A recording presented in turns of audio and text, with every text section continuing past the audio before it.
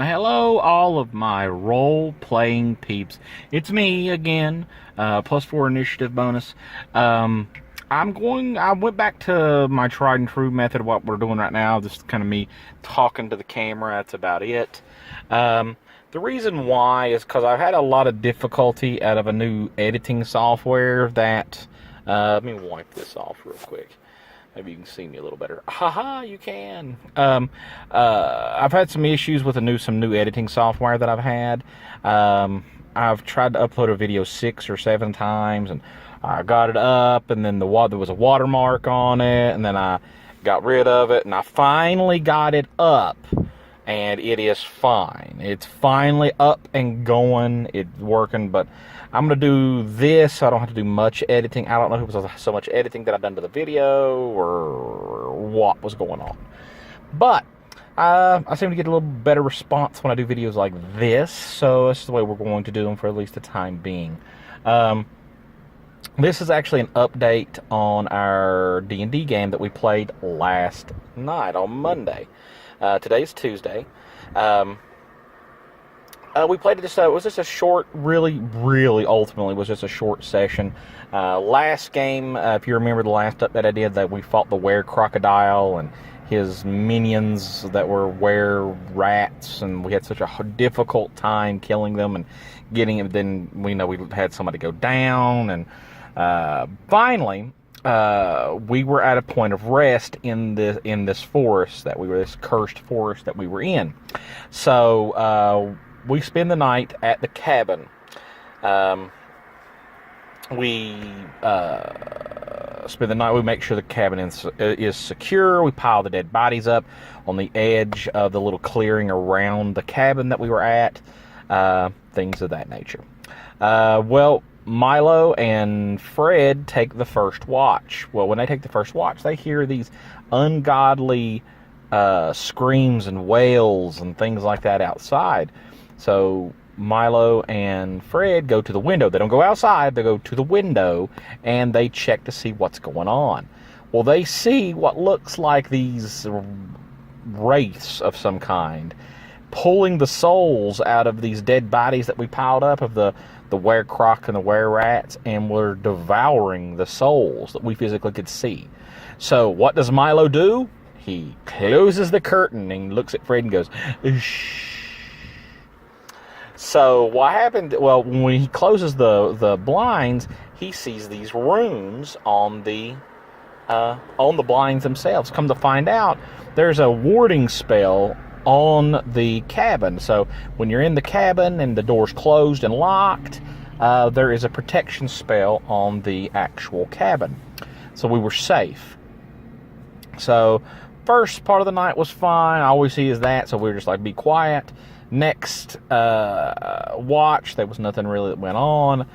Third watch, our ranger, well, no, it wasn't our ranger. It was our rogue, our cleric, which he was there for the game this time, and we're on watch because they're both, one's an elf, one's a dwarf.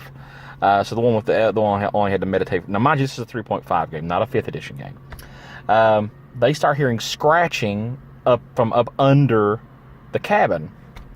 So the rogue wakes Fred up and says, "Fred, there's scratching up under the floorboards. What are we going to do?" Fred, being the genius that he is, walks over and stomps on the ground and says, "Hey, be quiet. People are trying to sleep."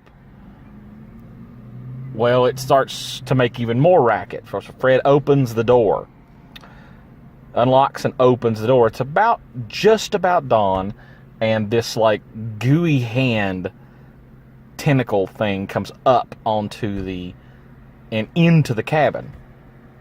Well, Fred takes this big hammer or drow smasher and smashes the tentacle and scores a critical hit. Deals a ton of damage to this thing, pisses it off. Well, it claws its way out of the muck and grime, and it's a shambling mound.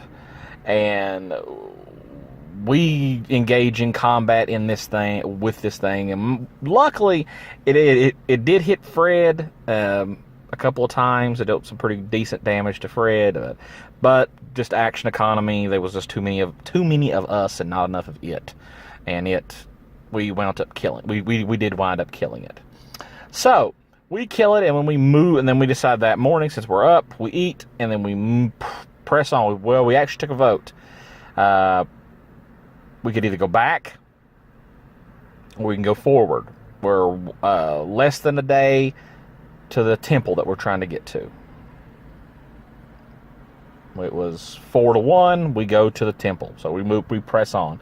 Now, some gear that we actually got from the Shambling Mound, we actually found a necklace that's inlaid with a pearl. Basically, it gives you a +2 to wisdom. We gave that to our cleric, let him have that. We press on. We finally get to the edge of the cursed woods. Well, when we do, we start seeing these statues. They look like people running away from the temple, but they're like frozen in horrid, fashion. But they're all made of stone. But any articles of clothing or armor or anything like that was actually touching their body turned to stone. Everything else didn't. Like if they had a glove on and then had a sword in their hand, the sword wasn't turned to stone. But where we're so close to the coast, the salt air and stuff like that has caused a lot of the weapons to be corroded, and a lot of the leather and stuff like that has been rotted, and we didn't find much of anything. Well, actually, we did find the only thing I can guess is it was a newer person. Had a bag full of minor healing potions. Had about 10 of them. So that tells me that there's something going to be deadly in this temple. That's what the DM was basically what she was telling me, that there's something deadly here. Here's a bag of potions. There's 10 of them. Use them wisely. It's like, okay. We get to the temple. Well, we get to the temple. We got the now, mind you, the temple's name is it's nickname, what do you want to call it, is the Sunken Temple. So half of this temple is actually sunk into the ocean. So now, mind you, remember the ring that Milo was given? Well, the closer we got to the shore, it starts to wiggle. Basically, it took on the appearance of what looked like a squid, with all kinds of squid hands going up his finger. Well, the closer we got to the shore, the more they begin to wiggle about. Milo tells nobody. Okay, it's not doing anything. It's not hurting anybody. Let's not worry the group. So he doesn't tell anybody. So we start searching. Sorry about this truck. It's loud. Anyway, we start pressing forward. We start searching around, and we see that there is there's a cliff. And we look down off the cliff, and there is a boat, a little inlet of sand, a little bit of a shore, and the boat is beached there. Well, the ring guides Milo to this location that's actually looks like steps. They're moss-covered, slippery steps. So we got to do balance checks to go down. Everybody passes except for our cleric. He fails horribly and slides down. Luckily, the way the steps were made, it was just like a slope. And he just bump, just rode on his butt all the way down. And luckily, he didn't hurt himself. It took the rest of the group a couple of minutes to get down to where he was at. But while he was down there, he noticed there was a little bit of a cave almost. So he looks in, and there's water running, and he looks, and he kind of halfway makes his spot check and notices something swim away in the water. Had fins and things like that. So as soon as he gets down there, he tells us, and the first thing that Milo thinks is Sahagins. That's first, Sahagins, whatever, however you pronounce it. He's thinking, oh crap, this is Sahagins. This is holy piss. Like, we're screwed. They're going to swarm us. There's going to be 1 million of them. Holy crap. The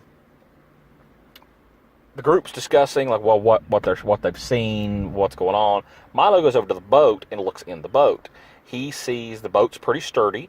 The boat does have a sail and a rudder. And he looks in, he sees 2 tridents, a couple of nets. That's basically it. So we have a bag of holding, type 3. We open it, and I put all the crap in there because I'm the player that takes everything. I take it until you say the bag of holding can't hold anymore. So I take everything. If I can take it, I take it. So we decide that we realize, well, we talked to our DM and stuff. We can see that if we go from here, where we're at, we could get to the temple. And there seems to be some way that looks like we might, the distance, the closer we get, we might see a little more. We might be able to get into this temple.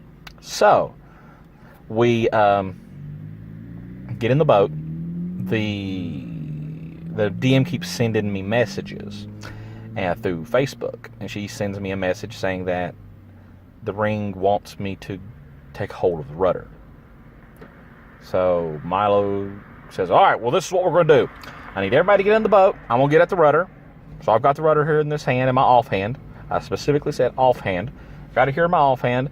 I want Fred to pick the boat up, put us into the water, take our 15-foot pole, or collapsible 15-foot pole, put it into the water and push us off. Get in the boat and then push us off. That way we're off the land and into the water good.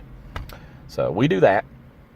And the rudder, she sends me another message, and it says that the ring seems to be guiding my hand when it comes to actually piloting this boat. Milo has no training whatsoever on boating at all. Actually, nobody in the group had anything boat related at all. So, on their sheet, no backstories, nothing, no professions, no nothing. Like Milo, Milo gets in the water altogether, Milo has a -10 to swim checks. So if Milo gets in the water, Milo is screwed beyond belief. Okay?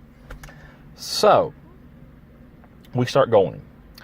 She says it's going to take us about 30 to 40 minutes to get from where we're at to where we need to go. I was like, okay. So we're going, we're at the whim of the wind. We start going, and we start seeing things swimming around the boat. Come to find out, there are these aquatic drow who are pissed off that we're in their territory and begin to hurl harpoons and things like that at us. Luckily, we stayed in the boat, and every time they would throw one, it would stick in the side of the boat. They'd pull it out, throw it back. And I think they ended up killing 2 or 3 of them. The aquatic drow were actually staying away from not one of which they could have easily flipped the boat. If they'd have flipped the boat, we would have been screwed. I don't know if they were afraid to do that or what, but they managed to.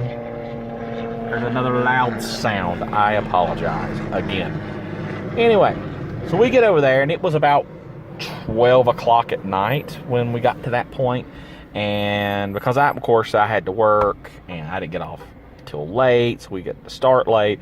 But luckily, this is the last Monday that I have to work for a long time, so games should be longer, games should be start earlier, things of that nature. But we parked the boat, and we dried it, or pulled it up on the boat and tied it up, and so it wouldn't go away, so we have a way to get out of this place. And we noticed that there is a cave here, and there's a tunnel, so it leads up into the temple. So that's where we actually stopped for the night. So the next game, that's actually what we're going to be actually doing, is we're actually be going into the temple. Finally, after 4 or 5 game sessions, that we're finally at the temple. So the next game, the next update should be a little bit longer. I'm sitting at about 14 and a half minutes right now. Should be a little bit longer. Now, if you're watching this over on YouTube, please like and subscribe over here in the corner. Hit the little bell so you'll know when I post a video. If you're watching this on Facebook, go to the like page, hit like, click the YouTube link, go over there and like and subscribe. And share it. If you're on YouTube, if you're on Facebook, please share this so everybody can see it. And I'm going to leave you right there. Once again, my name is +4 Initiative Bonus, and I'm going to leave you with this. Just know that I am a DM, but I'm also a player, and I'm here for you.